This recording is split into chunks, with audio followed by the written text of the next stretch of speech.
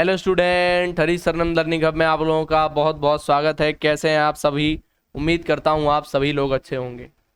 आज हम लोग बात करेंगे क्लास 9th का जो साइंस का चौथा चैप्टर है, यानी कि केमिस्ट्री का लास्ट चैप्टर, पदार्थ के रूपों के बारे में, या फिर कह सकते हैं कि परमाणु के संरचना के बारे में। ये लास्ट चैप्टर है केमिस्ट्री का और ये चौथा चैप्टर है साइंस की आपकी बुक का। काफ़ी 3-4 दिनों से लगातार स्वास्थ्य उतना अच्छा नहीं रह रहा है, इस कारण से ये क्लास लाइव ना होकर रिकॉर्डेड फॉर्म में आपको दी जा रही है। ये वीडियो है और इसके नीचे आप कमेंट कर सकते हैं कि आपको क्या क्या डाउट रहे हैं, क्योंकि अभी हम एक और क्लास लेंगे सवाल लगाते हुए, तो उसमें हम आपके वो डाउट भी कवर कर लेंगे जो भी आपको डाउट रहते हैं इस क्लास से रिगार्डिंग। ठीक है, पूरी मैं क्रोनोलॉजी के साथ एक एक पॉइंट को आज क्लियर करवाऊंगा। बच्चे अक्सर नहीं समझ पाते हैं कि किस व्यक्ति का, किस साइंटिस्ट का क्या मॉडल रहा है, क्या क्या चीज़ें रही हैं, समझ नहीं आता है उतना बच्चों को कि काफ़ी कंफ्यूजिंग रहता है ये चैप्टर। समझ ही नहीं आता है कि किसका मॉडल है, क्या कह रहे थे। एक बार कोई अपना मॉडल लेके आता है, फिर उसका मॉडल कह दिया जाता है कि ये तो गलत मॉडल था, और फिर नया मॉडल आ जाता है। ये सारी चीज़ें लगातार इसके ऊपर, चैप्टर के ऊपर कुतर्क भी करे जाते हैं और बच्चे कंफ्यूज भी रहते हैं। समझ ही नहीं आता बच्चों को कि क्या होना चाहिए, क्या बात करी गई थी, सारी चीज़ें। तो थोड़ा सा आज आप देखेंगे कि हम उतनी ऊर्जा से आपको नहीं पढ़ा पा रहे होंगे, लेकिन मैं ये बात निश्चित ही कहूँगा कि आपके लिए मैं लगातार प्रयास कर रहा हूँ और पूरी ईमानदारी से सारा कुछ फिर से देने की कोशिश करूँगा। एक एक पॉइंट आपको समझाने की कोशिश करूँगा। हो सकता है आवाज़ बहुत तेज़ में ना बोल पाऊँ, बहुत एकदम से ऊर्जावान ना लगूँ, लगे कि आज सर बहुत नीरस होके पढ़ा रहे हैं, डल हैं बिल्कुल, लेकिन कोशिश मैं करूँगा कि पूरी ईमानदारी से सारा कंटेंट आप तक बहुत अच्छे से पहुँचे। ठीक है, आ जाओ शुरुआत करते हैं आज की इस क्लास की और देखते हैं क्या कुछ चीज़ें तुम्हें यहाँ पे कवर करनी है। ठीक है, तो यहाँ पे जो आप एक सेक्शन देख पा रहे हैं पेड बैच का है, एक तरफ फ्री बैच का है। फ्री बैच यूट्यूब पर चल रहे हैं और पेड बैच हमारे वीडियो कॉलिंग क्लास से टीम पर चल रहे हैं। तो आप अगर पेड बैच की जानकारी लेना चाहते हैं तो वेबसाइट पर जा सकते हैं। फ्री में MCQ लगाना चाहते हैं, नोट्स लेना चाहते हैं, इसके लिए भी आप वेबसाइट पर जा सकते हैं। QR कोड अभी कल वर्क नहीं कर रहा था, इसलिए हमने हटा दिया है। आपको मैं दे दूंगा QR, उसकी लिंक मैं दे दूंगा डिस्क्रिप्शन में, या फिर आप सर्च कर लेना हरी सरनम लर्निंग हब, सर्च करना गूगल पे, तो आपको या तो वेबसाइट ही दिख जाएगी, वरना आपको जो हमारा ऊपर जो वो आता है बिजनेस अकाउंट, उसमें जब वेबसाइट पे आप क्लिक करेंगे तो वहाँ से भी पहुँच सकते हैं। बाकी आइए शुरुआत करते हैं आज के चैप्टर की। इधर उधर की बातें बहुत करते नहीं हैं हम, आप लोग पहले से ही जानते हैं इस बात को। आ जाओ, कल हमने जो क्लास करी थी, कल वाली क्लास मतलब जो लास्ट क्लास हमने करी थी चैप्टर जिसमें हमने 3 कवर किया था, पदार्थ की संरचना के बारे में जो हमने चर्चा करी थी, वहां पर एक महोदय थे डाल्टन। डाल्टन महोदय ने ये कहा था कि परमाणु क्या है? परमाणु पदार्थ का अविभाज्य कण है। डाल्टन साहब ये कह रहे थे कि परमाणु क्या है? अविभाज्य कण है। अविभाज्य। डाल्टन साहब ये कह रहे थे कि परमाणु क्या है? वो पदार्थ का अविभाज्य कण है। लेकिन डाल्टन साहब के कुछ दिनों बाद ही, ये डाल्टन महोदय कह रहे थे ऐसा, लेकिन इसके कुछ समय बाद ही क्या हुआ? इसके कुछ समय बाद ही ये कहा जाने लगा कि ये जो आप परमाणु की बात कर रहे हैं, आप जो कह रहे हैं कि परमाणु अविभाज्य कण है, इसको भी तोड़कर 3 नए नाम आपको दिखाई देंगे, इलेक्ट्रॉन, प्रोटॉन और न्यूट्रॉन। अभी हम इन पर डिटेल से चर्चा भी करेंगे, तो यहीं पर हम थोड़ी पृष्ठभूमि बनाते हैं। तो अगर हम वैदिक काल की बात करते हैं, इस वैदिक काल में महर्षि कणाद ने परमाणु के बारे में यहाँ पे चर्चा करी थी कि परमाणु क्या होता है। परमाणु के विषय में कणाद साहब ने चर्चा करी थी। हमने जब ये चैप्टर दूसरा कवर किया था तो हमने इसको भी कवर किया था। ठीक है, फिर अणु क्या होता है इसके बारे में बात आई थी कि अणु जो है, अगर आप पदार्थ को तोड़ेंगे तो अणु पदार्थ से छोटा होता है, ये अणु है। अणु से भी और छोटे जो होते हैं वो कहा गया था कि परमाणु होते हैं। परमाणु होते हैं, परमाणु ऐसे होंगे जो प्रकृति में स्वतंत्र अवस्था में नहीं मिलेंगे। मतलब अगर तुम परमाणु की बात करोगे तो ये परमाणु आपको प्रकृति में स्वतंत्र नहीं मिलेंगे। जैसे ये पेन है, पेन आप कहेंगे कि क्या ये स्वतंत्र मिल रहा है इस जगह, बिल्कुल आप कहेंगे सर ये स्वतंत्र मिल रहा है। लेकिन अगर आप देखें तो इसको तोड़ तोड़ के बहुत छोटा कर लें और एक परमाणु निकाल लें तो इसका परमाणु अकेला नहीं रहेगा, कई सारे परमाणु जुड़कर क्या बना लेंगे, अणु बना लेंगे। तो अणु प्रकृति में पाया जाने वाला, स्वतंत्र रूप से पाया जाने वाला सबसे छोटा कण अणु है। वैसे पदार्थ का सबसे छोटा कण परमाणु बताया गया था, जो क्या था, स्वतंत्र रूप में नहीं रह पा रहा था। लेकिन आज के चैप्टर में हम बात करेंगे कि परमाणु के अंदर भी और कुछ होता है, परमाणु भी अविभाज्य नहीं है। परमाणु की जो बात कर रहे थे हम कि परमाणु अविभाज्य होता है, परमाणु को तोड़ नहीं सकते, तो अब बात हम करेंगे कि परमाणु को भी तोड़ा जा सकता है। क्या समझ में आया? बोले पदार्थ पहले हमने कहा था, पदार्थ को पढ़ा था, फिर हमने देखा था कि पदार्थ को तोड़ा जा सकता है। पदार्थ बड़ा है, पदार्थ से छोटा क्या मिला था हमें, पदार्थ से छोटा हमें अणु मिला था। फिर हमने कहा कि अणु सबसे छोटा है जो प्रकृति में पाया जा सकता है, लेकिन अणु को भी तोड़ा हमने और हमने क्या प्राप्त किया, परमाणु प्राप्त किया। परमाणु हमने कहा कि सबसे छोटा है, इसे तोड़ा भी नहीं जा सकता, ये प्रकृति में अकेला नहीं मिलेगा। ये बात हमने पिछले चैप्टर में करी थी। आज हम इस परमाणु को भी तोड़ देंगे और इसके भी कणों की बात करेंगे। डाल्टन महोदय ने पिछले बार बताया था, पिछले चैप्टर में डाल्टन का नियम हमने पढ़ा था। आज हम इसके आगे की चर्चा कर रहे हैं, ठीक है।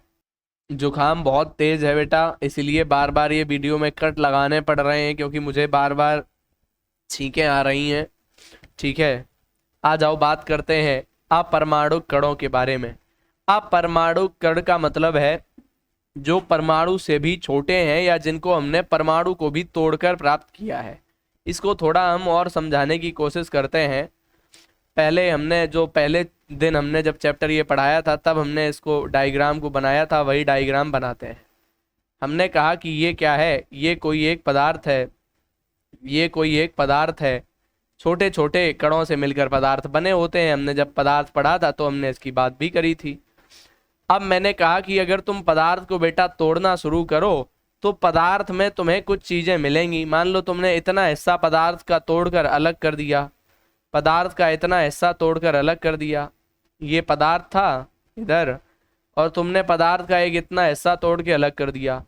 तो पहले तो ये पूरा पदार्थ था, 1 सेकेंड प्लीज, मैं इसको यहाँ से मिनिमाइज कर दूं। हाँ, पहले तो ये पूरा एक पदार्थ था, पदार्थ कह रहे थे हम इसे। अब पदार्थ को तोड़कर तुमने क्या बना दिया है, इसको अणु बना दिया है। क्या बना दिया है, अणु बना दिया है। अब बेटा सोचो, अगर तुम इस अणु में से भी कुछ को तोड़कर अलग कर दो, अणु में से भी कुछ को तोड़कर अलग कर दो, तो तुम इसको पिछले चैप्टर में ही परमाणु कहने लगे थे। डाल्टन साहब कह रहे थे कि अब परमाणु को तोड़ा नहीं जा सकता है। ये डाल्टन साहब ने ये कहा था कि ये जो तुम देख रहे हो ना परमाणु, अब इसको नहीं तोड़ सकते हैं। लेकिन अगर तुम कहो कि अपरमाणुविक कण कौन कौन से हैं, ये अपरमाणुविक मतलब सबटॉमिक, ये लिखा है ना सबटॉमिक, सबटॉमिक पार्टिकल्स, अब परमाणु कण। तो अगर क्वेश्चन कह दे कि अब परमाणु कण किसे कहते हैं, तो ऐसे कण जो परमाणुओं के अंदर पाए जाते हैं या परमाणुओं के विघटन के फलस्वरूप हमें प्राप्त होते हैं। तो ये जो बात कर रहे थे पहले डाल्टन साहब कह रहे थे कि इसको तोड़ा नहीं जा सकता है। अब हम इसको भी तोड़कर किस में बदल रहे हैं, इलेक्ट्रॉन में बदल रहे हैं, प्रोटॉन में बदल रहे हैं, फिर न्यूट्रॉन में बदल रहे हैं। मतलब ये भी यहाँ पर क्या हो सकते हैं, ये भी यहाँ पर टूट सकते हैं। ये यहाँ पर टूटे थे और ये यहाँ पर टूटे थे। क्लियर है? तो अब परमाणु कण क्या होंगे, परमाणु के विघटन से हमें जो कण प्राप्त होंगे वो अपरमाणु कण कहे जाएंगे। कैसे होते हैं, क्या होते हैं, इसके बारे में जरा चर्चा करते हैं। तो सबसे पहले इलेक्ट्रॉन होते कौन कौन से हैं, अपरमाणु कण याद कर लो, इलेक्ट्रॉन, फिर प्रोटॉन और फिर न्यूट्रॉन। इलेक्ट्रॉन, प्रोटॉन और न्यूट्रॉन। सर ये कैसे समझ आता है, कैसे समझ आता है, इसका एक सिंपल उदाहरण यहाँ पे मैं देखूं, अगर स्लाइड में हो तो फिर मैं, हाँ ये थॉमसन का परमाणु है नहीं, इसका आप एक सिंपल एग्जाम्पल इसको देख सकते हैं। इसको सिंपल एग्जाम्पल के रूप में अगर आप देखना चाहें, मैं इसको हटा रहा हूँ। इसका एक सिंपल एग्जाम्पल आप देख सकते हैं। आप जिस पेन से लिखते हैं ना, जिस पेन से लिखते हैं, इसी पेन को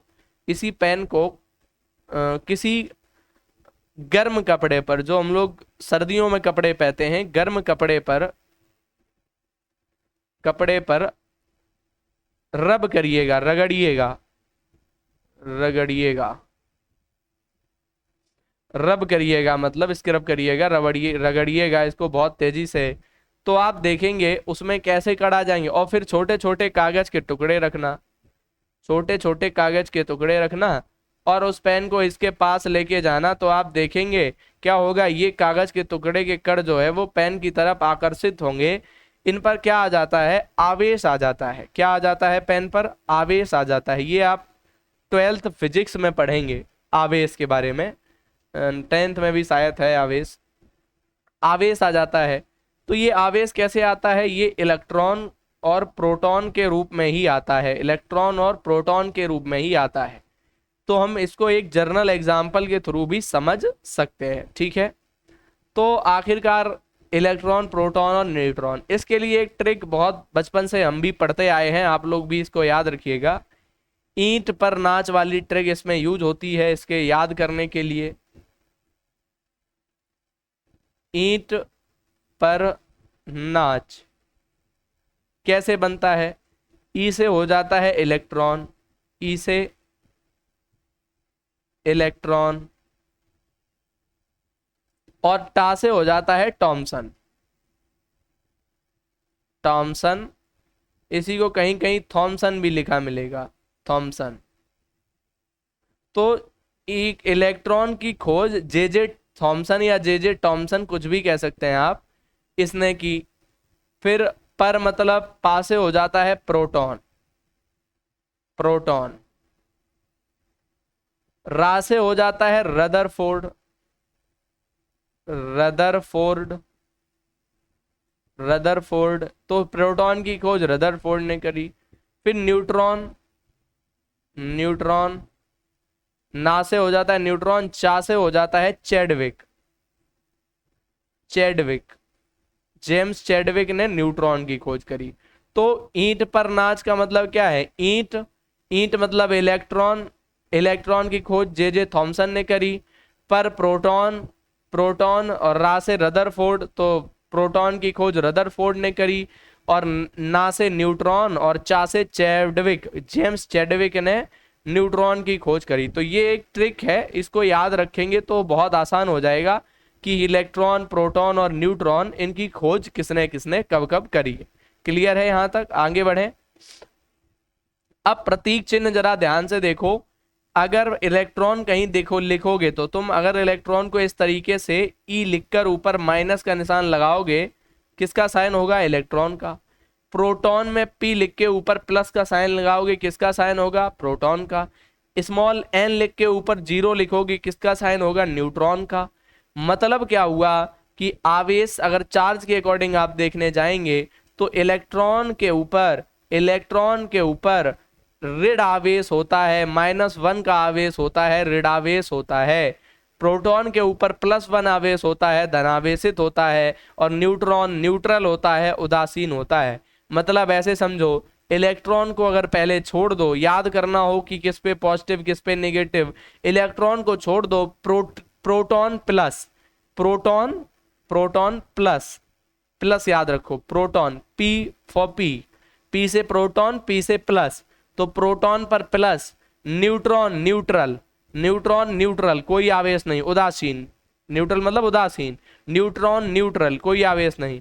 तो प्रोटॉन प्लस, न्यूट्रॉन न्यूट्रल, बचा इलेक्ट्रॉन माइनस होगा। तीन ही तरीके के आवेश होंगे, या तो धनावेश या ऋण आवेश या उदासीन।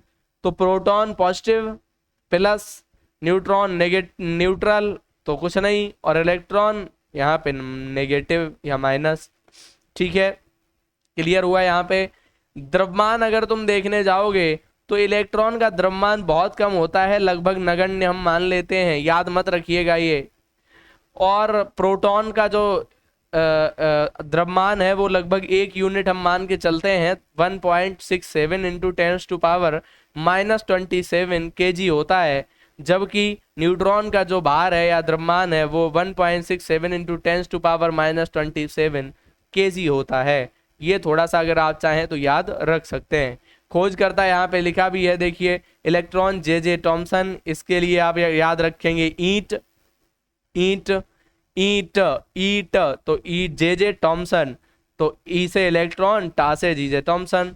फिर प्रोटॉन के लिए गोल्डस्टीन यहाँ पे लिख दिया गया है, आप प्रोटॉन के लिए रदरफोर्ड पर रदरफोर्ड को भी याद रख सकते हैं, और न्यूट्रॉन के लिए जेम्स चैडविक का नाम यहाँ पर आता है। फिर नाभिक के बाहर इलेक्ट्रॉन कहाँ मिलेंगे, नाभिक के बाहर मिलेंगे। प्रोटॉन कहाँ मिलेंगे, अंदर मिलेंगे नाभिक में। और न्यूट्रॉन कहाँ मिलेंगे, नाभिक में मिलेंगे। अब जिस बच्चे को ये समझ ना आ रहा हो कि ये सर क्या बता दिया आपने नाभिक वगैरह, उसको अभी मैं बता दूं, हालांकि मैं अभी और चर्चा करूंगा, लेकिन मैं फिर भी दिखा देता हूं।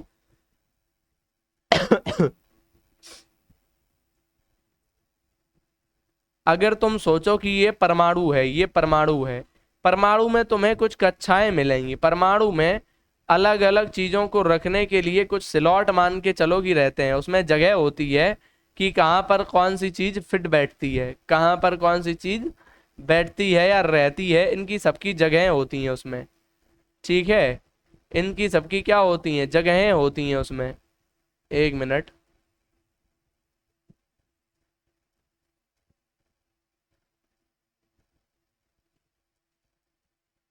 ऐसे हम इसमें कक्षाएं बनाए दे रहे हैं, ये देखिए। अब यहाँ पर ये जो सबसे अंतिम, ये अंतिम जो घेरा है, इसको मैं किसी शैडो से भर दूं, इसको मैं किसी शैडो से भर दूं। मान के चलो मैंने ये ब्लू कलर से इसको भर दिया है पूरा। ये जो अंदर वाला गोला है, इसके अंदर कौन कौन बैठा मिलेगा तुम्हें, इसके अंदर तुम्हें सर न्यूट्रॉन मिलेंगे N0 और प्रोटॉन मिलेंगे। मतलब न्यूट्रॉन और प्रोटॉन कहाँ बैठते हैं, न्यूट्रॉन और प्रोटॉन के लिए जगह कहाँ है सर, ये न्यूट्रॉन N0, प्रोटॉन और प्रोटॉन N+। तो ये लोग कहाँ बैठते हैं, ये नाभिक के अंदर बैठते हैं। जबकि इलेक्ट्रॉन कहाँ बैठे मिलेंगे सर, इलेक्ट्रॉन तुम्हें बाहर बैठे मिलेंगे, यहाँ पर इलेक्ट्रॉन बैठे मिलेंगे। इस कक्षा में हो सकता है, दूसरी बाहर वाली कक्षा में घूम रहे हों, कुछ इलेक्ट्रॉन यहाँ पर घूम रहे हों, हो सकता है। ठीक है, ये इलेक्ट्रॉन तुम्हें इन कक्षाओं में घूमते हुए मिलते हैं, चक्कर लगाते रहते हैं ये नाभिक के। इलेक्ट्रॉन क्या है, नाभिक के चक्कर लगाते रहते हैं।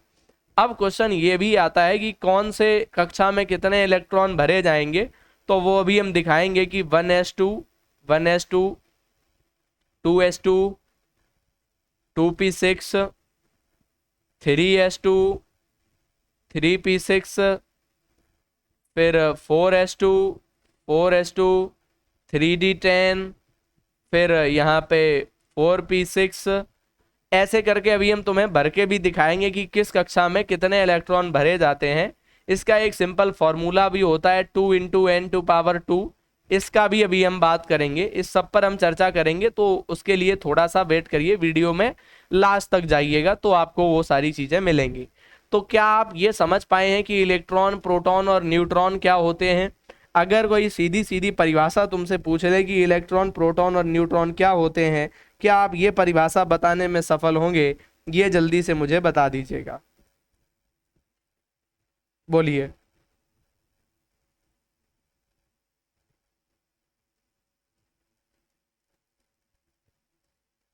ठीक है, एक कैनाल रे के बारे में यहाँ पर मैं देख पा रहा हूँ। कैनाल रे पर एक क्वेश्चन एक बार पूछा गया था, उसको भी थोड़ा सा चर्चा कर लेते हैं।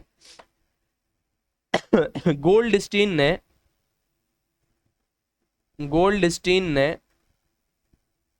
गोल्डस्टीन नाम के एक वैज्ञानिक थे, इन्होंने एक बार एक किरणें ढूंढी थी, कुछ किरणें कह सकते हैं या विकिरण कह सकते हैं, विकिरण, कुछ विकिरण इन्होंने ढूंढे थे जो कैसे थे, धनावेशित थे, धनावेशित थे।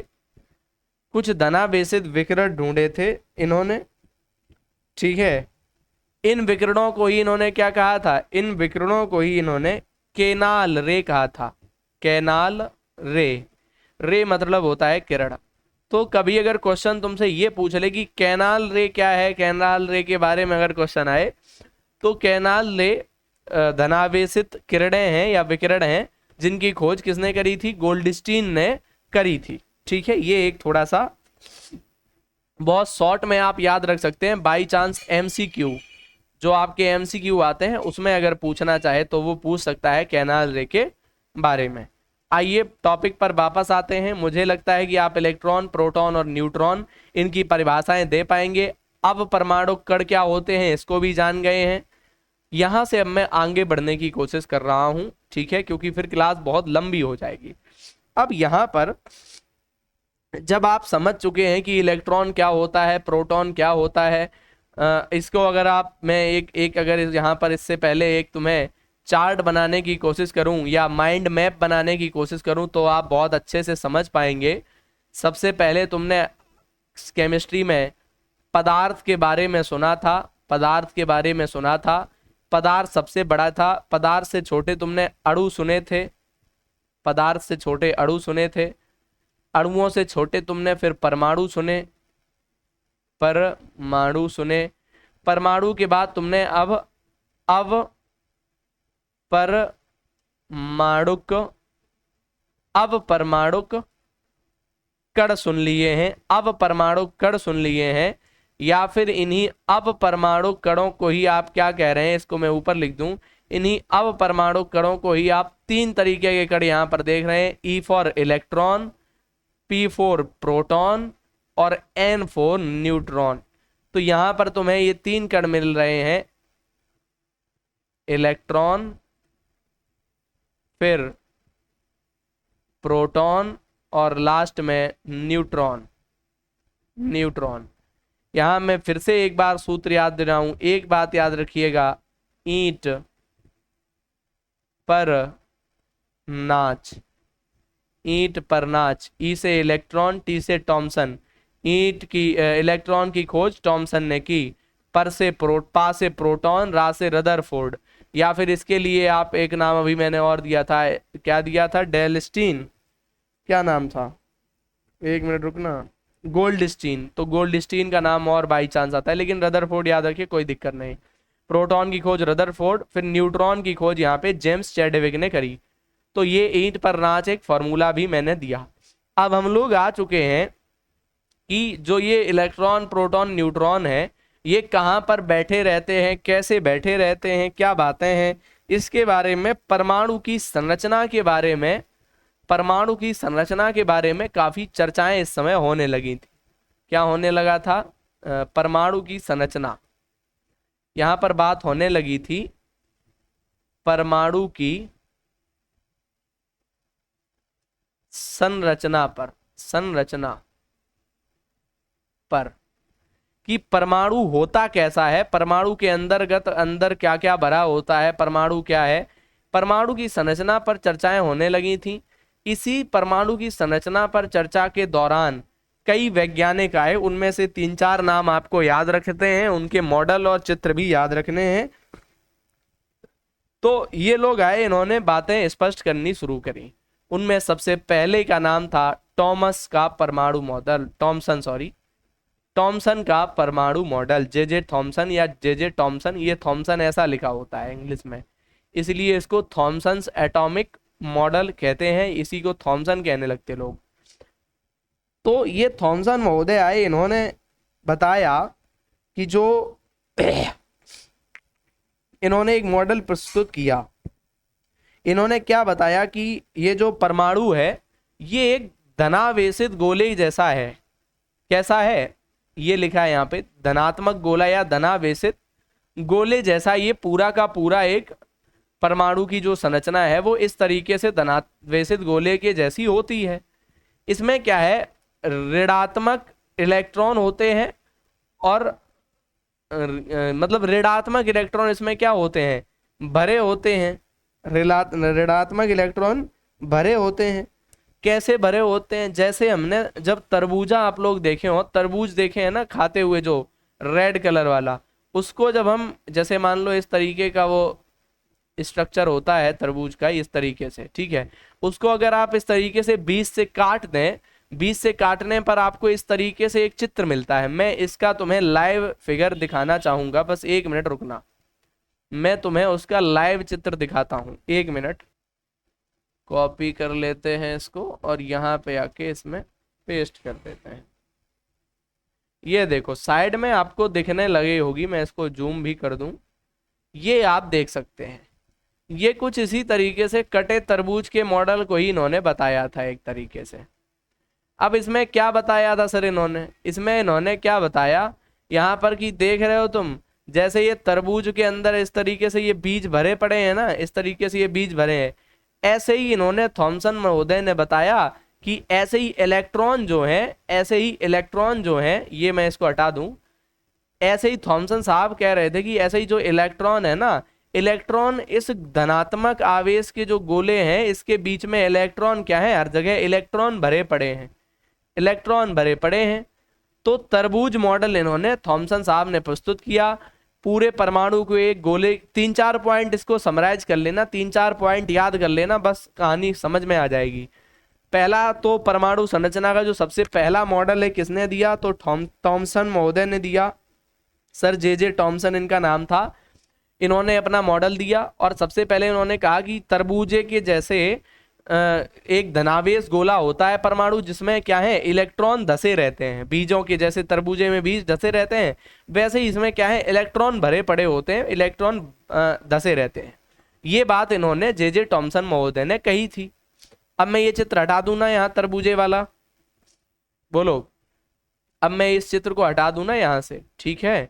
तो ये बात तो इन्होंने कही थी, लेकिन इनके मॉडल की कमियां तुरंत सामने आने लगी। इन्होंने जैसे मॉडल अपना दिया वैसे ही इनके मॉडल की कमियां सामने आने लगी। कौन कमियां लेके आया सामने, रदरफोर्ड। सबसे पहले तो इनके बाद रदरफोर्ड आए, रदरफोर्ड, फोर्ड, रदरफोर्ड आए।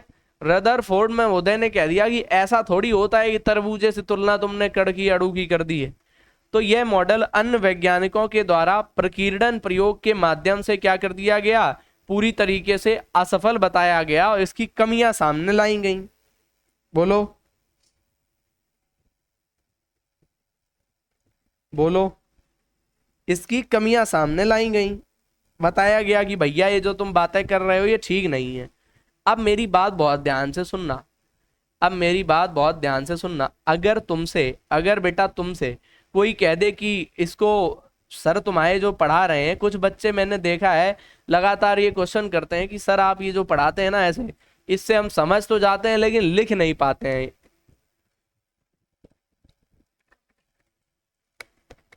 कुछ बच्चे कहते हैं समझ तो आ गया था सर, लिख नहीं पाते हैं।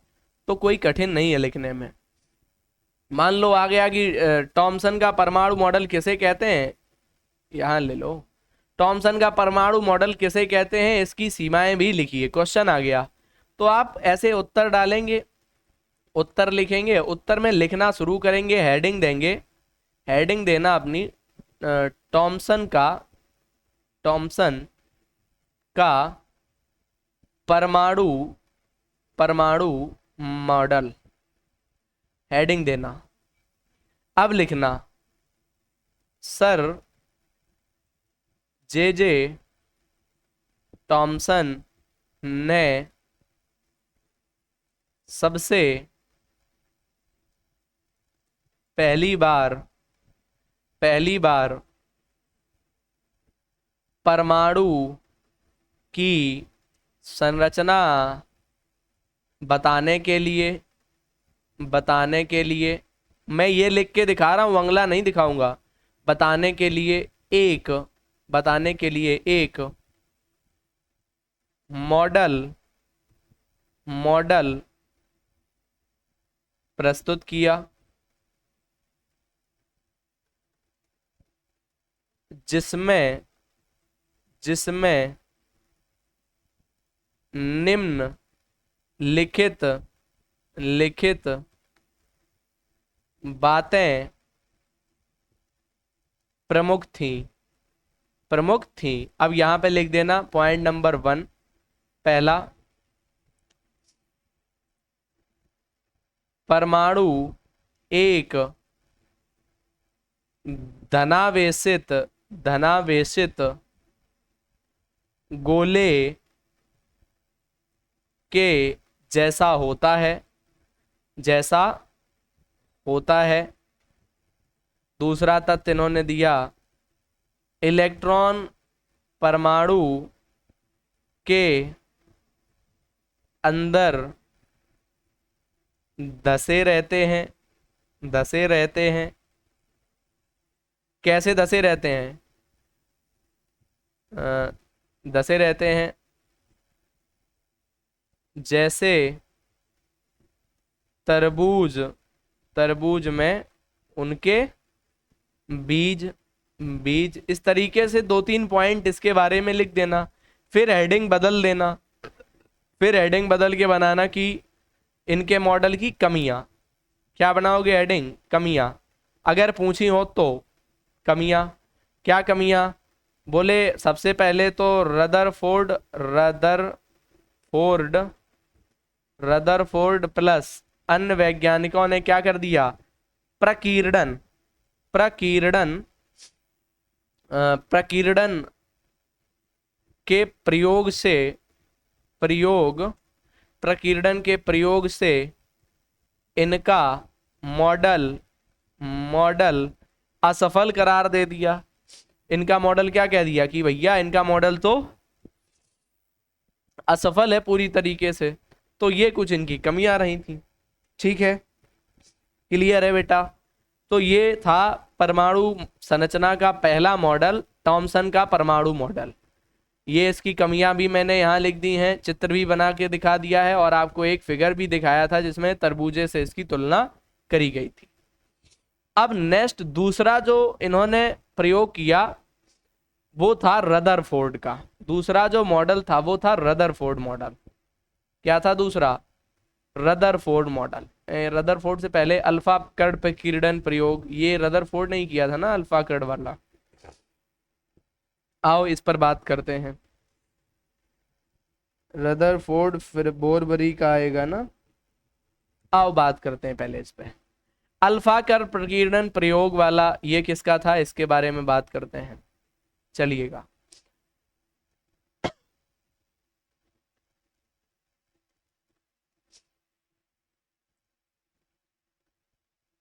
यहाँ पे अल्फा कण इस वाले यंत्र से, यहाँ से अल्फा कण क्या किए जा रहे हैं?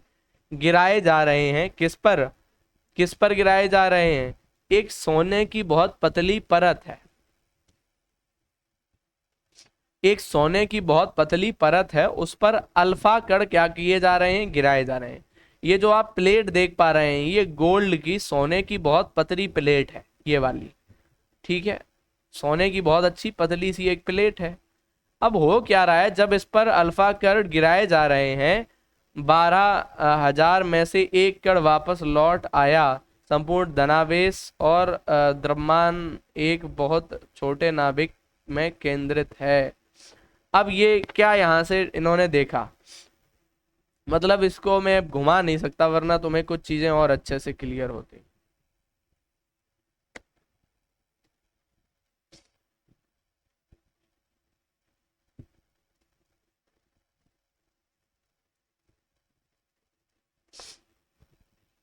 मतलब एक तो पहले जो, इससे पहले अब मैं इसको थोड़ा सा अलग से समझाने की कोशिश करूँ, यहाँ पे समझ आएगा नहीं तुम्हें। एक तो ये एआई से स्लाइड बनी है तो उन्होंने चित्र भी बहुत गंदे बनाए हैं, घटिया किस्म के। रदरफोर्ड का नाभिकीय मॉडल, एक मिनट, यहाँ आओ। जो अभी हमने उनका देखा था ना, थॉमसन का, थॉमसन ने केवल इलेक्ट्रॉन के बारे में जानकारी दी थी, प्रोटॉन के बारे में कुछ नहीं कहा था। इन्होंने मान लिया था कि अगर ये एक इस तरीके से पूरा गोला है, इसमें इलेक्ट्रॉन इलेक्ट्रॉन इलेक्ट्रॉन ही भरे पड़े हैं और आसपास पूरा धनावेशित कण है, ये तो थॉमसन साहब कह रहे थे।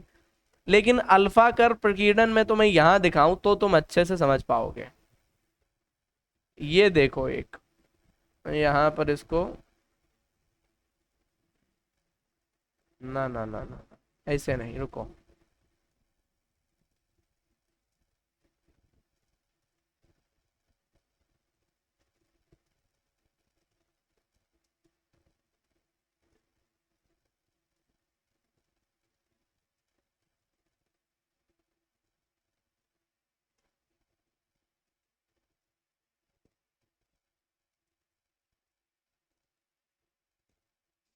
ये देखो यहाँ पर एक पतली बिल्कुल इन्होंने क्या ली थी, सीट ली थी सोने की, किसकी, गोल्ड की।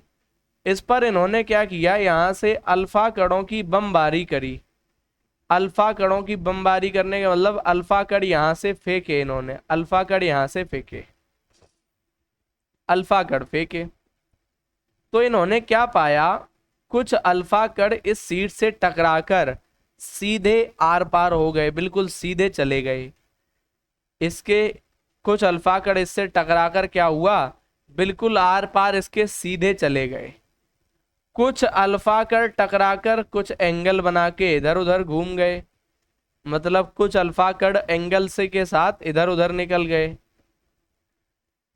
लेकिन कुछ अल्फा कण ऐसे थे, मैं रेड कलर से दिखा रहा हूं, जो किसी एक जगह से टकराकर सीधा सीधा वापस लौट आए। 1 सेकेंड।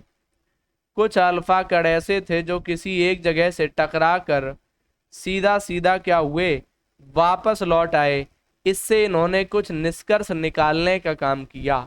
क्या निष्कर्ष निकालने का काम किया, इन्होंने बताया कि यहाँ पे जो नाभिक है, बीच में क्या था, बीच में क्या होता है, नाभिक।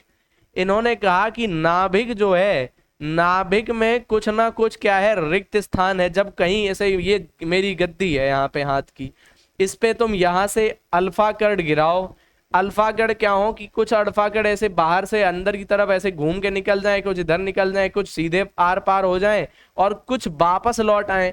तो इसका मतलब है जो वापस लौटे हैं वो कहीं टकराकर वापस लौटे हैं, और जो सीधे निकल गए हैं मतलब उनको खाली रास्ता मिल गया है। तो इन्होंने कहा कि जो नाभिक है उसमें कहीं ना कहीं खाली रास्ता है, तभी ये ऐसे सीधे निकल के बाहर ऐसे वापस निकल गए हैं, बिल्कुल सीधे। बिल्कुल सही बात। बोले कहीं ना कहीं यहाँ पर कुछ ना कुछ तो है कि न्यूट्रॉन बैठा है या तो प्रोटॉन बैठा है, जो इसको क्या कर रहा है, वापस एकदम जस्ट अपोजिट डायरेक्शन में लौटा दे रहा है। तो बोले यहाँ पर और कुछ है, और कुछ चीजें यहाँ पर कोनों पर भी हैं, यहाँ किनारों पर भी कुछ चीजें हैं जिनसे टकराकर क्या हो रहा है, अल्फा कण इधर उधर घूम जा रहे हैं, जिनसे टकराकर अल्फा कण इधर उधर घूम जा रहे हैं। इस बात की भी चर्चा यहाँ पे इस अल्फा कण प्रकीर्णन प्रयोग में करी गई। अब बोलो समझ में आया, मतलब कुछ इलेक्ट्रॉन इधर निकल गए, कुछ इधर निकल गए, कुछ इधर चले आए, कुछ सीधे चले गए, और कुछ टकराकर वापस भी लौटे बीच में से। कितने लौटे, बोले लगभग 12,000 कण अगर गिराए गए तो उनमें से एक कण वापस लौट आया, संपूर्ण धनावेश और द्रव्यमान का एक बहुत छोटा नाभिक में केंद्रित है। ठीक है। परमाणु खोखला भाग, मतलब कहीं ना कहीं परमाणु में खोखला भाग भी है जहां से सीधे सीधे पास हो जा रहे हैं अल्फा कण। कुछ कण सूक्ष्म कोणों पर विक्षेपित हुए, परमाणु के केंद्र में धनावेश है। इसका मतलब ये हो गया कि यहाँ पे धनावेश केंद्र में होगा, तभी ये अल्फा कण क्या हो गए, विक्षेपित हो गए हैं। तो ये सारे प्रयोग यहाँ पे रदरफोर्ड साहब ने करे।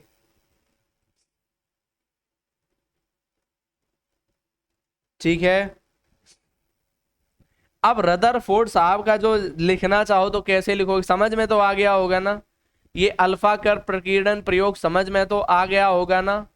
तो ये लिखोगे कैसे, ये जो इनका सिद्धांत है इसको लिखोगे कैसे, बोलो। रदरफोर्ड का परमाणु मॉडल, इस तरीके से क्वेश्चन आ गया मान लो आपके एग्जाम में, तो कैसे लिखोगे इसे, बोलिए, इसको लिखोगे कैसे, इसको लिखने का क्या तरीका है। तो इसको ऐसे लिखेंगे, मैं कुछ लैंग्वेज बोल दे रहा हूं, चाहे आप लिख सकते हैं। रदरफोर्ड ने टॉमसन के परमाणु मॉडल की कमियों को दूर करने के लिए एक अल्फा कण प्रकीर्णन नाम का प्रयोग किया, जिसमें उन्होंने क्या किया, सोने की पन्नी, बहुत पतली पन्नी पर, सोने की बहुत पतली पन्नी पर क्या किया, अल्फा कणों की बमबारी करी, अल्फा कणों की बमबारी करी। अल्फा कणों की बमबारी करने पर क्या हुआ, कुछ अल्फा कण कैसे सीधे उससे पार हो गए, कुछ अल्फा कण अपने मार्ग से विचलित हो गए, और कुछ अल्फा कण 12,000 में से लगभग एक अल्फा कण सीधे टकराकर वापस आ गया। इस प्रयोग से उन्होंने निम्नलिखित निष्कर्ष निकाले। फिर निष्कर्ष लिख देना पॉइंट वाइज, क्या क्या निष्कर्ष निकाले। कि परमाणु के भीतर अधिकतर भाग खाली है क्योंकि अधिकतर अल्फा कण बिना विक्षेपित हुए सोने के पन्नी से बाहर हो गए। मतलब इन्होंने क्या क्या निष्कर्ष निकाले, रदरफोर्ड साहब ने क्या क्या निष्कर्ष निकाले, तो ये लिख लेना तुम पॉइंट वाइज कहीं। सबसे पहले लिख दो कि भैया पहला तो इन्होंने निकाला कि परमाणु के भीतर अरे यार ऐसे लिख दो, ये कलर चेंज कर लो। उन्होंने निष्कर्ष निम्न लिखा ले, पहला परमाणु के अंदर क्या है, अधिकतर भाग खोखला है, होलो है, होलो।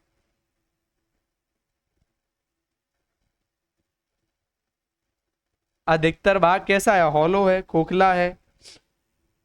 क्योंकि ज्यादातर अल्फा कण क्यों हो गए थे, कारण भी लिख सकते हो, क्योंकि अधिकतर अल्फा कण पार हो गए थे बिना विक्षेपित हुए।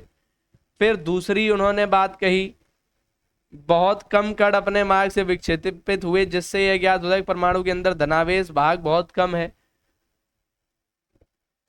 कुछ कण क्या हुए, विक्षेपित हुए।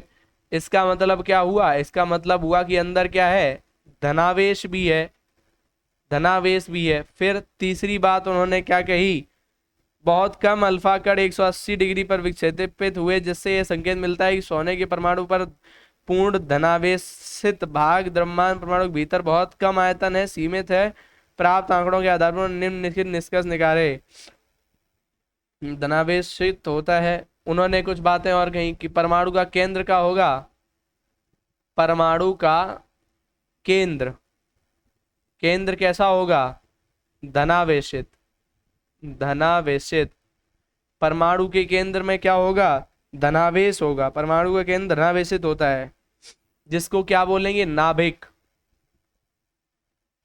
जिसको नाभिक बोलेंगे, ठीक है।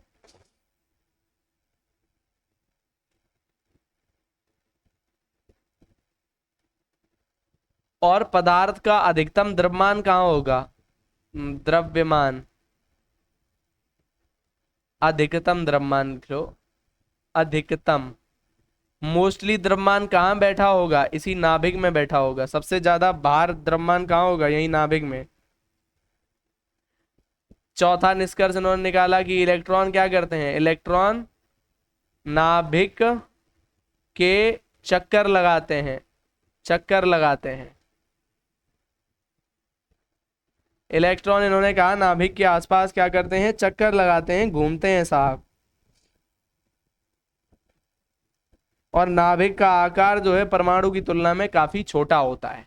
मतलब बेसिकली अगर तुम इसको ऐसे समझना चाहो, ये जो चित्र बना है ना, इसी से समझ जाओगे। अंदर जो तुम्हें ये पॉजिटिव दिखाई दे रहा है, बोले ये है नाभिक। नाभिक कैसा होता है, बोले धनात्मक होता है। बोले प्रोटॉन कहाँ पर मिलेंगे, बोले नाभिक में ही मिलेंगे। फिर ये जो घूम रहे हैं इनको क्या बोले, इलेक्ट्रॉन। तो नाभिक के आसपास ये कौन घूम रहे हैं, नाभिक के आसपास ये कौन घूम रहे हैं, बोले नाभिक के आसपास इलेक्ट्रॉन घूम रहे हैं। इलेक्ट्रॉन, ये इलेक्ट्रॉन है।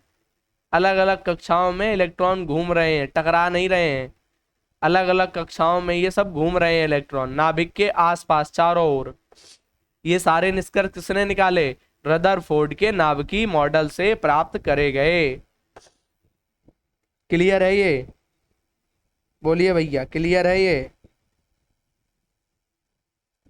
अब इनके मॉडल में कुछ कमियां भी थी, ऐसा नहीं था कि मॉडल पूरा बहुत अच्छा था, इनके मॉडल में भी कुछ कमियां थी। इन्होंने वर्तुलाकार मार्ग के चक्रण करते हुए इलेक्ट्रॉन का स्थायी हो पाना संभव नहीं है। कोई भी आवेशित कण गोलाकार कक्ष में त्वरित होता है, त्वरण के दौरान घूमते इलेक्ट्रॉन ऊर्जा विकिरित करेगा और नाभिक से टकरा जाएगा। अगर ऐसा होता तो परमाणु स्थिर हो जाता, जबकि हमें परमाणु स्थायी है। मतलब इन्होंने ये नहीं बताया कि आपस में ये इलेक्ट्रॉन टकरा सकते हैं, क्या हो सकता है। इन्होंने एक बात करी थी कि वर्तुलाकार, इलेक्ट्रॉन नाभिक के चारों ओर वर्तुलाकार मार्ग में चक्कर लगा रहे हैं, ये इन्होंने कहा था वर्तुलाकार। तो ये शब्द वर्तुलाकार इन्होंने गलत कहा था, वर्तुलाकार चक्कर नहीं लगा रहे हैं, ये इनकी मॉडल की कमियों में आप लिख सकते हैं। तो जहाँ तक मुझे लगता है, ये मैंने हटा दिया है, जहाँ तक मुझे लगता है कि आप रदरफोर्ड मॉडल को समझ गए होंगे अच्छे से, और रदरफोर्ड मॉडल की ये जो प्रक्रिया हमने यहाँ पे करी थी, क्या क्या बातें थी, उसको भी समझ गए होंगे। मैंने अच्छे से समझाने की कोशिश करी है। बाकी आप कमेंट जरूर करिएगा अगर आपको कुछ भी चीज़ें समझ नहीं आई हैं। इसके बाद लास्ट मॉडल है ये बोरबरी का। लास्ट मॉडल है, मतलब आधी से अधिक क्लास हो चुकी है। लास्ट मॉडल है बोरबरी का। अब ये बोर ने क्या समाधान दिया? रदरफोर्ड के मॉडल पर उठी आपत्तियों को दूर करने के लिए नील्स बोर, इनका नाम क्या था? Niels Bohr. नील्स बोर ने परमाणु संरचना के बारे में निम्नलिखित कुछ अपनी बातें इन्होंने प्रस्तुत करी। क्या क्या बातें प्रस्तुत करी? इलेक्ट्रॉन केवल कुछ निश्चित कक्षाओं में ही चक्कर लगा सकते हैं, जिन्हें इलेक्ट्रॉन की विविक्त कक्षा कहते हैं। इन्होंने पहली तो विविक्त कक्षा, यहाँ पे लिखा है ना विविक्त कक्षा, विविक्त कक्षा नाम की पहली बात इन्होंने कही। जो मतलब यहाँ पर रदरफोर्ड के मॉडल में ये हम नहीं कह पा रहे थे कि इलेक्ट्रॉन अपनी अपनी कक्षा में घूम रहे हैं, वो यहाँ पर बोरबरी कह रहे हैं कि इलेक्ट्रॉन केवल कुछ निश्चित कक्षाओं में ही घूमते हैं। ऐसा नहीं है कि कहीं भी घूम रहे हो, अपनी निश्चित कक्षा में घूमते हैं। क्या नाम है इसका? विविक्त कक्षा। ठीक है, डिस्क्रिएट ऑर्बिटल इसका नाम इन्होंने दिया कि विविक्त कक्षाओं में इलेक्ट्रॉन घूम रहे हैं। जब इलेक्ट्रॉन इस विविक्त कक्षा में चक्कर लगाते हैं तो उनकी ऊर्जा का विकिरण नहीं होता। जब इलेक्ट्रॉन इन कक्षाओं में घूमते हैं तो उनकी ऊर्जा का विकिरण लॉस नहीं होता है, परमाणु स्थायी रहते हैं। ये बात उन्होंने कही। तो ये दोनों पॉइंट बहुत इंपॉर्टेंट है, पहला और इधर लिखा है दूसरा। दोनों पॉइंट बहुत जरूरी हैं। ये दोनों बातें इन्होंने अपने सिद्धांत में कही थी, दोनों बातें अपने इन्होंने दोनों बातों पर चर्चा करी थी। ठीक है, अब इन्होंने कक्षाएं भी बताई। कितनी कक्षाएं हैं? बोले पहली जो कक्षा है बिल्कुल इलेक्ट्रॉन नाभिक के पास वाली, ये नाभिक अगर है इसके पास वाली जो कक्षा है उसको के कक्षा बोलते हैं। कक्षा 1 N1 के, फिर दूसरी L, फिर M, फिर N। ठीक है, इन्होंने इस तरीके से कक्षाओं का क्या किया? विभाजन किया। या फिर इनको संख्या भी दे सकते हैं नाम, कक्षा 1, कक्षा 2, कक्षा 3, कक्षा 4, ऐसे करके। क्लियर? ठीक है, क्लियर है ना? तो ये इन्होंने बोर समाधान दिया। अब यहाँ पर बहुत ध्यान से समझिए, यहाँ पर मैं एक तुम्हें बनाना भी सिखाए दे रहा हूँ चित्र। अब मैं तुम्हें कुछ चित्र बनाना भी सिखाए दे रहा हूँ, बहुत ध्यान से देखते चलना। इसको मैं, हाँ यही ले लेते हैं, इसको सॉलिड की तरफ लेके चलते हैं। अरे रुको यार, यहाँ से होगा, फिल कर लेते हैं। अब ठीक है, चलो। अब देखो भाई, यहाँ पर एक मान के चलो, मैंने कहा कि एक ये है आपका इलेक्ट्रॉन, या वो क्या बोलते हैं उसको, यहाँ से नहीं बनेगा, यहाँ से ही बनेगा। दूसरी ये वो है आपकी कक्षा। क्या ये हटके एक जैसा हो सकता है? पूरा चलेगा वो। यहाँ बनाते हैं, 1 मिनट। अब ये चला जाएगा इधर इसमें। ठीक है, एक और बनाते हैं बेटा, ये लो।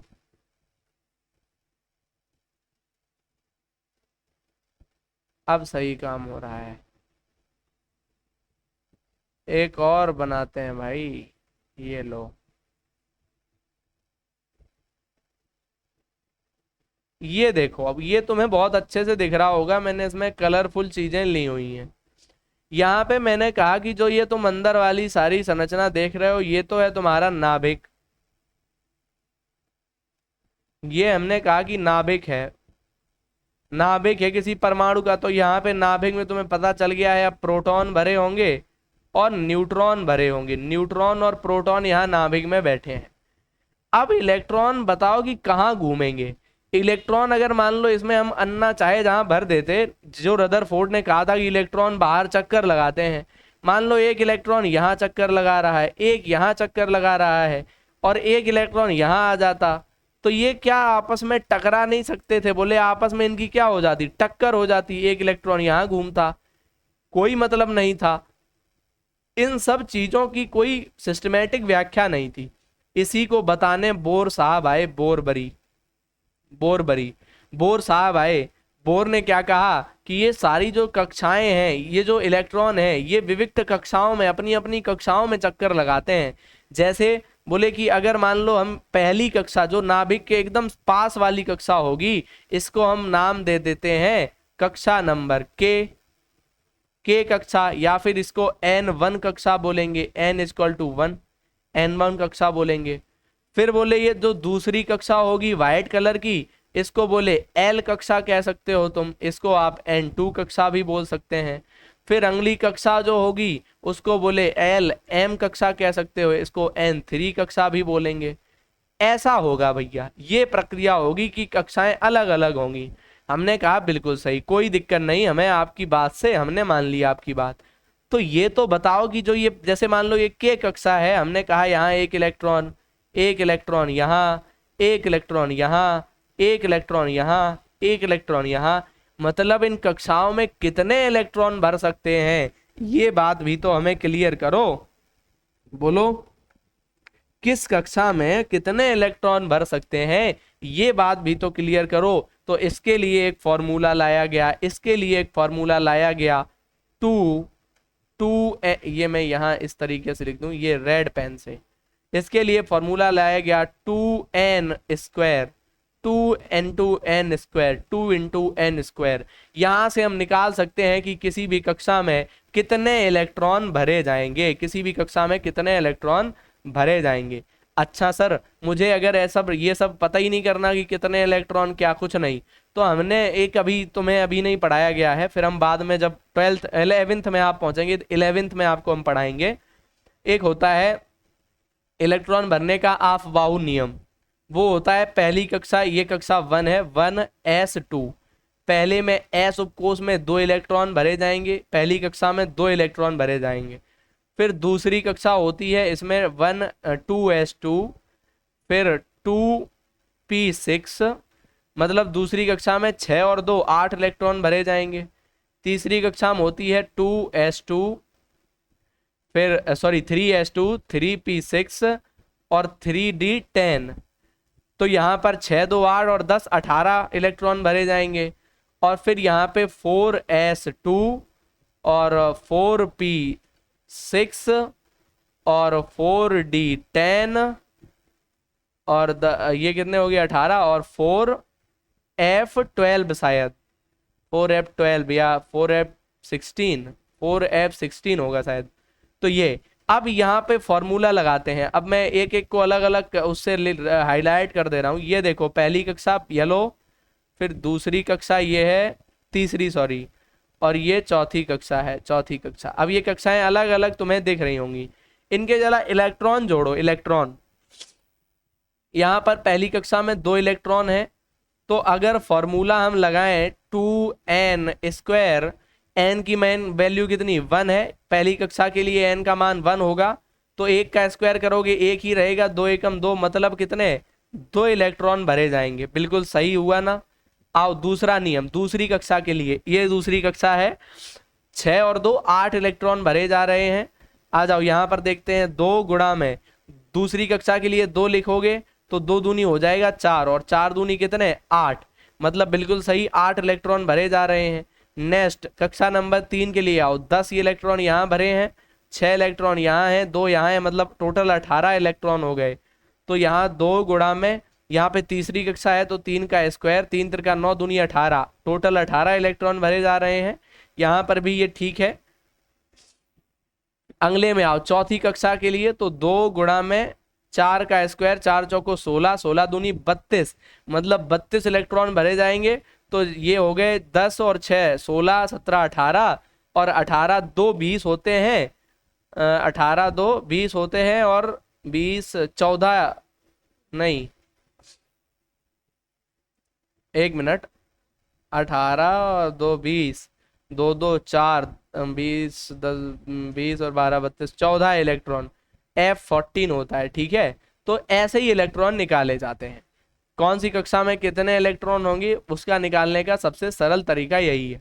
तो बोर का सिद्धांत समझ में आ गया। 2 ही बातें इनकी महत्वपूर्ण थी। अब ये जो मैंने इसको भी स्लाइड में दिया होगा, मूल्यांकन है, इसको मैं बाद में करता हूँ, पहले ये समझ लेते हैं। ये है इलेक्ट्रॉन वितरण। यहाँ पे मैं स्लाइड को थोड़ा सा छोटा कर रहा हूँ।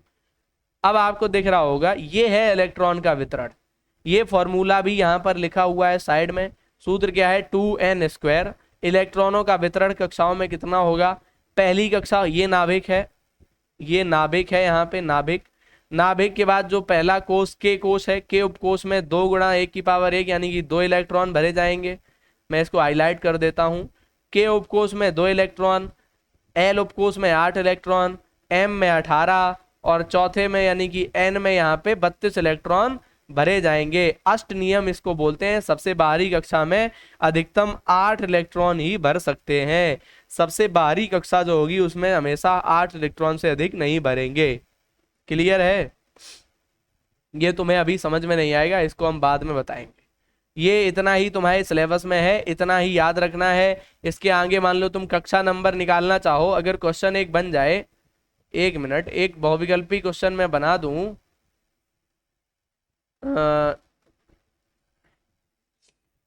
परमाणु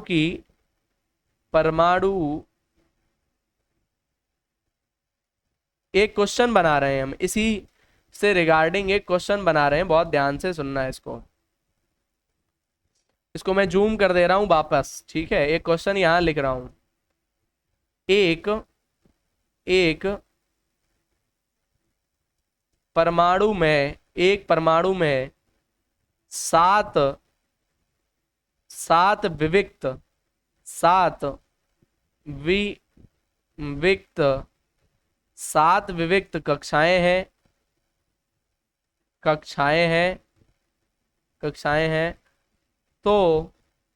कक्षाएं हैं। तो इसकी अंतिम कक्षा में कितने इलेक्ट्रॉन होंगे। एक परमाणु में 7 विविक्त कक्षाएं हैं, तो इसकी अंतिम कक्षा में कितने इलेक्ट्रॉन होंगे। मतलब वो यहाँ पे तुमसे पूछना चाह रहा है लास्ट में कितने इलेक्ट्रॉन होंगे ये बताओ। रेड पेन से मैं इसको सॉल्व करके भी दिखा रहा हूँ।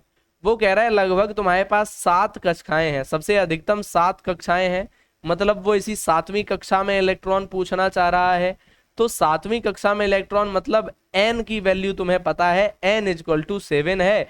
फॉर्मूला तुम्हें पता है कि 2n² होता है, तो 2 × 7 का स्क्वायर, 7 × 7 = 49, मतलब 2 गुणा 49, और 9 दूनी 18 की 8 हासिल लगी 1, और 4 दूनी 8 1 9, मतलब 98 इलेक्ट्रॉन उस अंतिम कक्षा में भरे जाएंगे। अगर ऐसा सवाल कोई बनाने की कोशिश करे तो आप, मुझे उम्मीद है कि ये बहुत आसानी से निकाल सकते हैं। It is clear? यहां तक समझने में कोई दिक्कत परेशानी?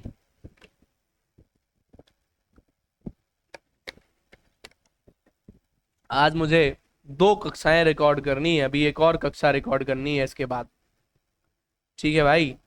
ऑलरेडी जो क्लास रिकॉर्डिंग में दिख पा रहा हूं वो 1 घंटे से अधिक हो गई है। खैर चलिएगा, अब आता है तत्व की पहचान करने के लिए कुछ बातें जो महत्वपूर्ण हैं, उस पर हम चर्चा करते हैं। संयोजकता, या फिर और यहीं कर लें, यहीं पर संयोजकता और खत्म कर लें, फिर हम आगे आते हैं। संयोजकता क्या होती है? संयोजकता मतलब वैलेंसी। एक परिभाषा आती है कि संयोजकता किसे कहते हैं, ऐसा करके क्वेश्चन आता है। तो संयोजकता का मतलब क्या है? वैलेंसी। संयोजकता in the sense valency. Valency मतलब संतुलित करने के लिए जो आवश्यक हो रही है। तो संयोजकता का मतलब है कि परमाणुओं को संतुलित करने के लिए जितने इलेक्ट्रॉन चाहिए उसी को हम लोग उसकी क्या कहेंगे? संयोजकता कहेंगे।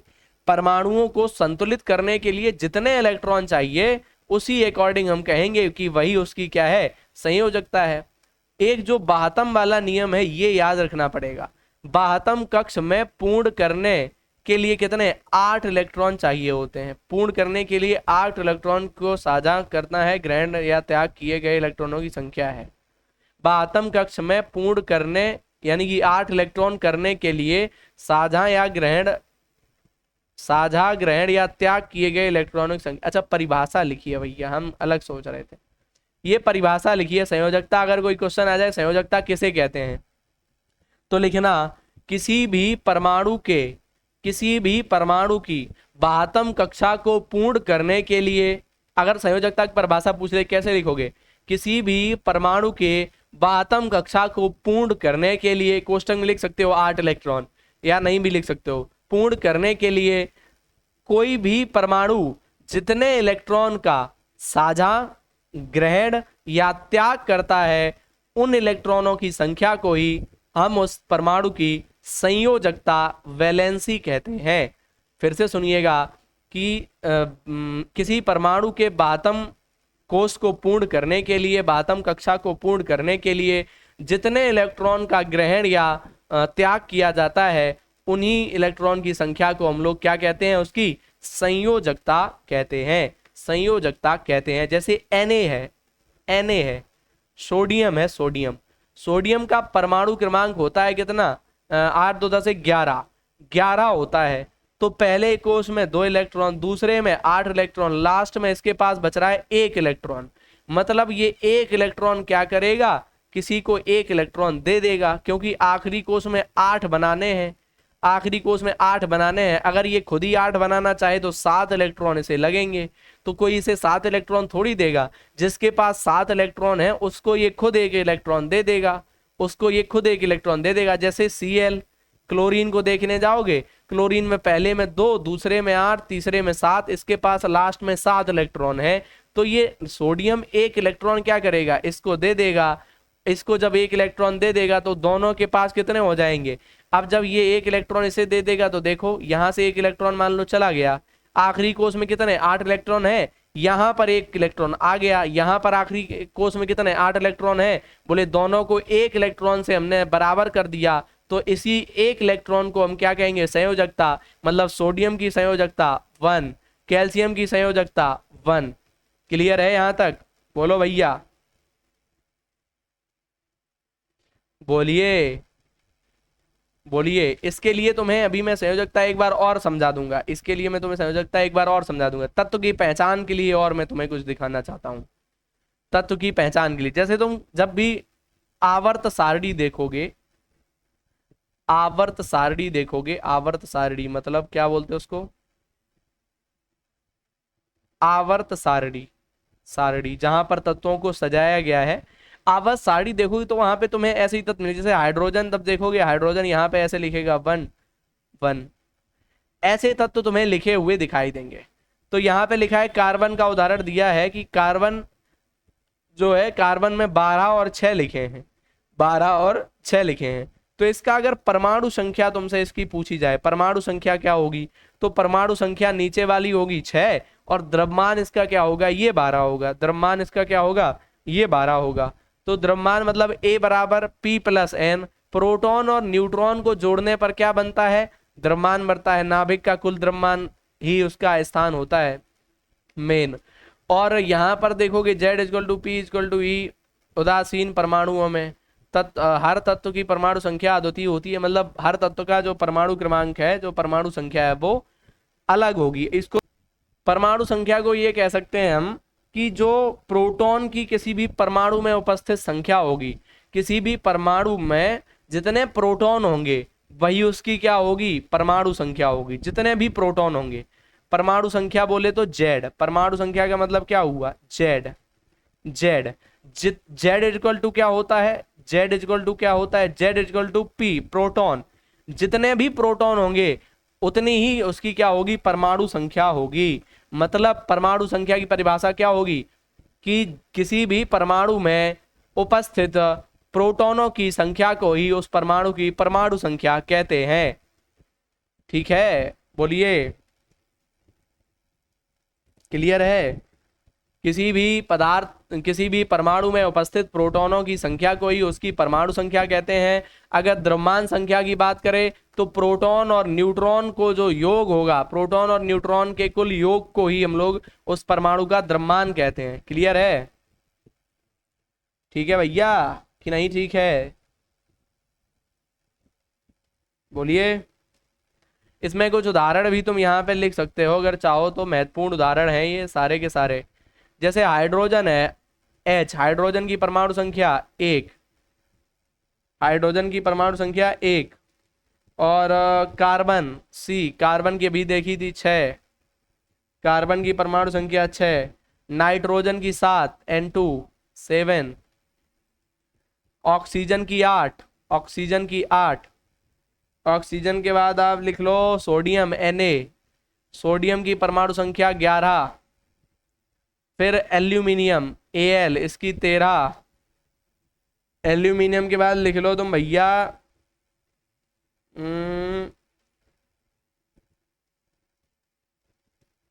सल्फर की लिख लो S, सल्फर, सल्फर की मान लो 16।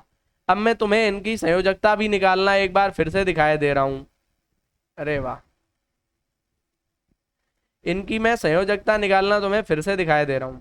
जैसे तुम हाइड्रोजन की संयोजकता निकालने गए तो पहले कोष में ये पहले याद कर लो कि आखिरी कोष में 2 होने चाहिए, पहले में 2 भरेंगे, दूसरे में 8 भरेंगे, तीसरे में 18 भरेंगे, ऐसे भरेंगे इलेक्ट्रॉन। आओ भैया, एक इलेक्ट्रॉन यहाँ है, पहले में तुमने 1 भर दिया, भरने कितने चाहिए थे? 2 भरने चाहिए थे पहले कोष में 2 भरने चाहिए थे, मतलब 1 की कमी है, 1 की कमी है। या तो ये अपना 1 किसी को दे देगा या तो 1 किसी से ले लेगा, मतलब इसकी संयोजकता, संयोजकता क्या होगी? संयोजकता बराबर इसकी 1 होगी। नेक्स्ट आओ कार्बन के पास, कार्बन के पास गए सर, पहले में कोष में भर लिए उसने 2, अगले में भर लिए 4, अब आखिरी में तुम्हें चाहिए कितने? 8। या तो वो 2 दे देगा, 2 इलेक्ट्रॉन दे देगा, सॉरी 4 इलेक्ट्रॉन दे देगा, या फिर 4 इलेक्ट्रॉन ले लेगा, मतलब इसकी भी संयोजकता बराबर कितनी होगी? 4। नेक्स्ट आओ नाइट्रोजन, नाइट्रोजन पहले में तुमने 2 भर लिए, अगले में बचे 5। अब वो 5 देगा नहीं किसी को, 5 नहीं देगा किसी को, क्या करेगा? 3 इलेक्ट्रॉन खुद ले लेगा, 3 इलेक्ट्रॉन क्या कर लेगा? खुद ही 3 इलेक्ट्रॉन ले लेगा, मतलब इसकी संयोजकता कितनी हो जाएगी? 3।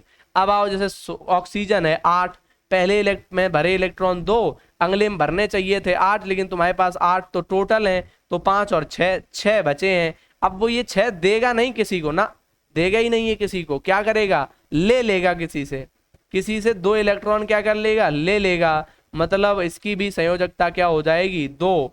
अब आओ 11 वाले के पास, सोडियम, सोडियम पहले में भरे 2, दूसरे में भरे कितने? 9 2 11, दूसरे में भरे 8, 8 2 10, अगले में भरा 1, अगले में अगर भरा भैया 1, चाहिए किसे? इसे कितने? 1। ये क्या करेगा? और 7 लेगा नहीं, अपना 1 किसी को दे देगा, मतलब इसकी संयोजकता होगी 1। संयोजकता कभी भी 4 से बड़ी नहीं होगी, 5 6 7 8 ये कभी भी संयोजकता नहीं होगी, हमेशा 1 2 3 4 इतनी ही संयोजकता होगी। है संयोजकता कभी भी 4 से बड़ी नहीं होगी, ये बात याद रखेंगे। आ जाओ सल्फर का देखें, सल्फर, सल्फर 16 है, पहले में 2 इलेक्ट्रॉन, दूसरे में 8, अब 8 2 10 हो गए, अगले में 6 बचे, 6 बचे, इसका मतलब है ये 2 इलेक्ट्रॉन और ले लेगा कहीं से, इसकी संयोजकता क्या होगी? संयोजकता बराबर 2 हो जाएगी। क्या आप संयोजकता निकालना सीख गए हैं? परमाणु क्रमांक आपको पता है, परमाणु संख्या क्या होती है? परमाणु संख्या जेड से क्या होती है परिभाषा परमाणु संख्या की? कि किसी भी परमाणु में उपस्थित प्रोटॉनों की संख्या को ही हम लोग उसकी परमाणु संख्या कहते हैं, इसे जेड से प्रदर्शित करते हैं। परमाणु द्रव्यमान क्या होता है, अगर वो कहे द्रव्यमान संख्या क्या होती है, किसी भी परमाणु की द्रव्यमान संख्या क्या होती है, तो आप कह सकते हैं कि किसी भी परमाणु में उपस्थित प्रोटॉन और न्यूट्रॉन के योग के बराबर उसकी क्या होती है? द्रव्यमान संख्या होती है। क्लियर है? और आगे आओ, संयोजकता हो गया था, लास्ट ये बचा है समस्थानिक और संभारिक। समस्थानिक और संभारिक, समस्थानिक और संभारिक। तो समस्थानिक मतलब आइसोटॉप्स और संभारिक मतलब आइसोबार्स। समान परमाणु संख्या जेड मतलब भिन्न द्रव्यमान, ऐसे पदार्थ जिनकी परमाणु संख्या क्या होगी? समान होगी, द्रव्यमान इनका भिन्न होगा, तो समस्थानिक क्या होगा? समान परमाणु संख्या, मतलब ऐसे पदार्थ जिनके क्या है? परमाणु संख्या समान होगी जेड, और द्रव्यमान भिन्न भिन्न होगा, ऐसे पदार्थों को हम लोग क्या कहेंगे? संभारिक, समस्थानिक कहेंगे। मतलब समस्थानिक मतलब उनका परमाणु संख्या समान है, सम स्थानिक उनका स्थान समान है। जैसे प्रोटियम H11 मतलब 1 इलेक्ट्रॉन, ये इसका द्रव्यमान संख्या है, ये इसका परमाणु क्रमांक है। फिर ये इसका परमाणु क्रमांक है, द्रव्यमान संख्या बदल गई है, ड्यूटीरियम, ट्राइटीरियम, प्रोटियम, ड्यूटीरियम और ट्राइटीरियम, ये क्या है, आपस में कैसे हैं, रासायनिक गुण समान होंगे लेकिन भौतिक गुण इनके कैसे होंगे, अलग अलग होंगे। इनको हम लोग आइसोटॉप्स कहेंगे, सम स्थानिक कहेंगे। सम मतलब समान, स्थानिक मतलब स्थान। इनका स्थान यानी कि परमाणु क्रमांक क्या है, समान है। समभारिक, समभारिक इनका भार यानी कि द्रव्यमान, समान द्रव्यमान होगा, द्रव्यमान इनका समान होगा लेकिन परमाणु क्रमांक कैसा होगा, अलग अलग होगा। जैसे ऑर्गन और कैल्शियम 1840 2040, 40 मतलब इनका परमाणु क्रमांक कैसा है, परमाणु क्रमांक अलग अलग है और इनका द्रव्यमान संख्या इनकी क्या है, द्रव्यमान संख्या दोनों की सेम है। शब्दों से ही पता लगा लेना, उदाहरण याद कर लेना। दो शब्द हैं, एक मैं दिखा दूं फिर से, समस्थानिक और दूसरा है समभारिक। दो चीजों से तुम्हें अंतर करना है। सम का मतलब दोनों में है समान, सम का मतलब दोनों में समान। स्थानिक मतलब परमाणु संख्या, परमाणु संख्या क्या होगी, समान होगी। दो तीन पदार्थ है उनकी परमाणु संख्या क्या होगी, समान होगी। द्रव्यमान, द्रव्यमान अलग अलग होगा, द्रव्यमान अलग अलग होगा। यहाँ समभारिक, भार, वेट उसका, भार मतलब द्रव्यमान, यहाँ पर द्रव्यमान, द्रव्यमान समान होगा लेकिन परमाणु संख्या, परमाणु संख्या मतलब जेड, जेड क्या होगी, ये अलग अलग होगी, ये अलग अलग होगी। ठीक है, तो सीधा सीधा जेड और ए में है अंतर। जेड मतलब परमाणु संख्या, ए मतलब द्रव्यमान संख्या। अगर द्रव्यमान संख्या ए दोनों की बराबर है तो समभारिक है। क्लियर है यहां तक। रेडियो धर्मी समस्थानिकों के काफी उपयोग हो रहे हैं दैनिक जीवन में। कुछ ये फैक्ट है, कोई पढ़ने समझने वाला फैक्ट नहीं है, आप इसको याद कर सकते हैं कि आयोडीन 131 है जो 131 है, वो घेंगा रोग में इलाज में यूज हो रहा है। कोबाल्ट 60 ये कैंसर नामक जो बीमारी है उसके उपचार में।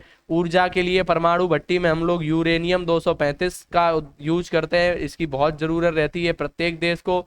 और विज्ञान और उद्योग में हम कार्बन 14 जीवाश्मों की आयु निर्धारित करने के लिए, पाइपों में रिसाव को रोकने के लिए हम लोग इसका यूज करते हैं। तो उम्मीद है कि ये चैप्टर आपको पूरी तरीके से समझ में आया होगा। मैंने सारी चीजें बहुत डिटेल से बताने की कोशिश करी है। एक स्लाइड और रह गई थी, परमाणु मॉडलों के जो मूल्यांकन है इसके बारे में। 3 मॉडल हमने पढ़े थे, टॉमसन का परमाणु मॉडल, रदरफोर्ड का और बोरबरी का। टॉमसन कह रहे हैं कि खरबूजे जैसा है उसको बीज से काटोगे तो वैसा जो तुम्हें दिखता है वो एक आवेशित है, उसके अंदर जैसे खरबूजे में बीज, तरबूजे में बीज भरे होते हैं वैसे इसमें क्या है, इलेक्ट्रॉन भरे हैं। इसकी कमियां थी। रदरफोर्ड साहब आए, इन्होंने क्या किया, इन्होंने प्रकीर्णन प्रयोग किया, अल्फा कणों की बमबारी करी सोने की पन्नी पर और कुछ निष्कर्ष निकाले, हमने चर्चा करी। फिर इनके बारे में इनकी ही कमियां थी, इनकी 2 कमियां इन्होंने दूर करी बोरबरी साहब ने। तो बोरबरी का परमाणु सिद्धांत भी आया, उन्होंने भी कमियों को दूर किया। उसके बाद हमने सारी चीजें कवर करने की कोशिश करी। तो संपूर्ण चैप्टर मैंने बहुत अच्छे से करा दिया है आपका। अब एक क्लास में और लूंगा, साइंस केमिस्ट्री 4 चैप्टर खत्म, मतलब चैप्टर 1 2 3 4 4 चैप्टर हो गए हैं। इसमें कुछ सवाल रह गए हैं, कुछ सवाल जो आते हैं कभी कभार आपके, तो मैं सवालों को लेकर एक क्लास और सोच रहा हूं, एक क्लास और कर लूंगा। और अभी कुछ दिनों के लिए अब क्लासें आपकी नहीं आएंगी, आगामी 4 5 6 दिन 8 दिन फिर क्लासें हम पहले से ही फिर से सूचना लगा देंगे और एक साथ फिर हम बायोलॉजी को और फिर उसके बाद हम लोग फिजिक्स को कवर करके आपका सिलेबस कंप्लीट करा देंगे। ठीक है, उम्मीद है आपको ये क्लास पसंद आई होगी, मजा आया होगा, सारी चीजें समझ में भी आई होंगी। बेस्ट ऑफ लक, मेहनत करते रहिए। नए बच्चे हैं तो सब्सक्राइब करके जाइएगा। अगर आप लास्ट तक अभी तक रुके रहे हैं तो आप बहुत सिंसियर बच्चे हैं, निश्चित ही आप बहुत अच्छे अंक लाएंगे, बहुत अच्छी नॉलेज के साथ जीवन में कुछ बहुत अच्छा करेंगे। धन्यवाद, बेस्ट ऑफ लक, मेहनत करते रहिए लगातार। अगली वीडियो अगर आपको देखनी है, अगली लाइव क्लास होगी जब इसके आगे वाले चैप्टर की, तो सभी लोग कृपया सब्सक्राइब करके जाएं, एक बार वेबसाइट विजिट जरूर करें। बेस्ट ऑफ लक, धन्यवाद।